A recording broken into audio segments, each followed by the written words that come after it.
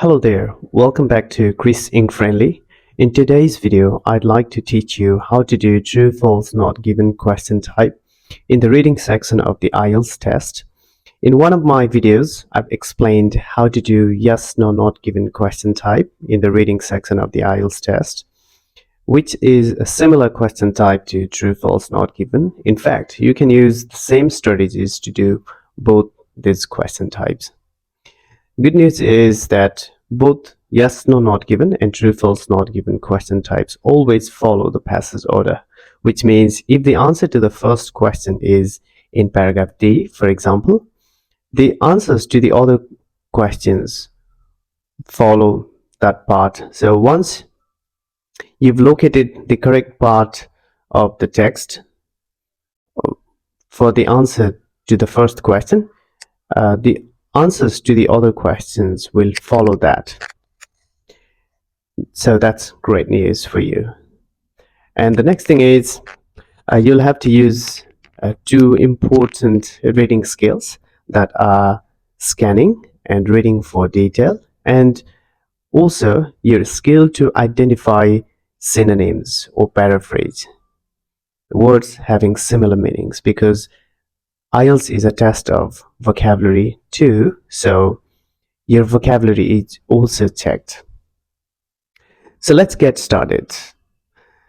So the first thing you should do is to read each statement and understand its main focus. For example, the text that I'm going to show you is this: the Roman shipbuilding and navigation, which is the passage, and there are 5 questions, true, false, not given, and you'll have to decide whether each of these 5 statements is true or false or not given according to the text.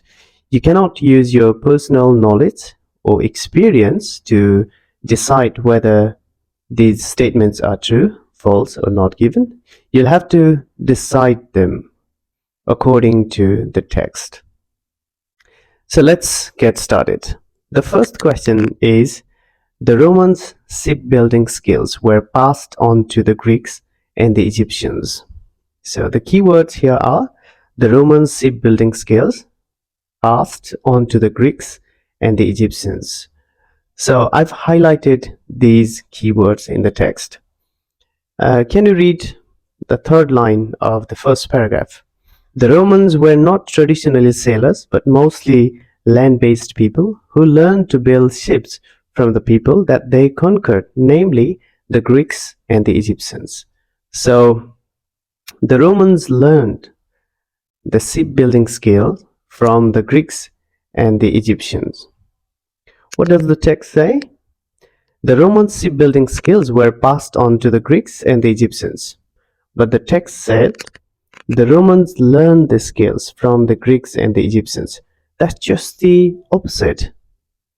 No, the Romans' shipbuilding skills were not passed on to the Greeks and the Egyptians. In fact, the Romans learned these skills from the Greeks and the Egyptians. So this is false. Next question. Skilled craftsmen were needed for the mortise and tenon method of fixing planks. So the keywords here are: skilled craftsmen needed for the mortise and tenon method of fixing planks. Okay, so the second paragraph, they were fixed using a method called mortise and tenon, whereby one plank locked into another without the need for stitching. Then in the first centuries of the current era, it doesn't mention anything about whether the skilled craftsmen were needed for this particular method or not. So this is not given. The latter practice used by the Mediterranean shipbuilders involved building the hull before the frame. Okay, so this particular practice used by Mediterranean shipbuilders involved building the hull before the frame.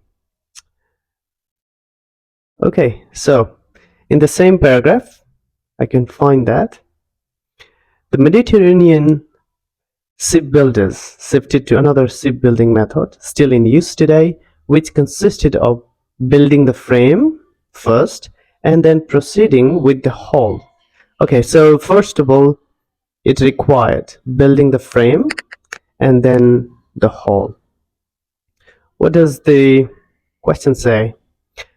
The practice used by the Mediterranean shipbuilders involved building the hull before the frame, but the text says building the frame first and then the hull. So this is incorrect. So this is false.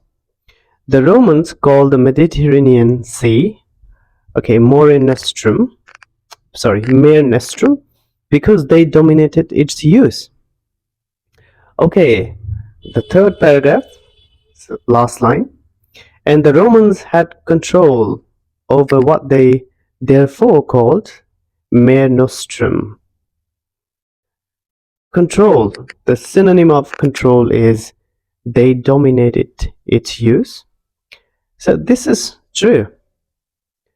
They called Mare Nostrum because they dominated its use, because it says the Romans had control over what they therefore, the Romans had control over, which is similar in meaning to dominated over what they therefore.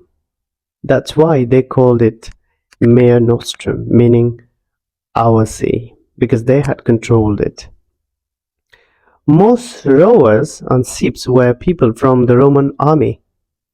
Most rowers on ships were people from the Roman army. The keywords are most rowers on ships, people from the Roman army. So, paragraph 4, from the second last line onward. Mostly Roman citizens enrolled in the military. The synonym of enrolled in the military is from the Roman army, and most rowers on ships were. The synonym of that is. It's worth noting that, contrary to popular perception, rowers were not slaves but mostly Roman citizens. Okay, it says most rowers on ships were people from the Roman army. The synonym of people from the Roman army, Roman citizens enrolled in the military. So this is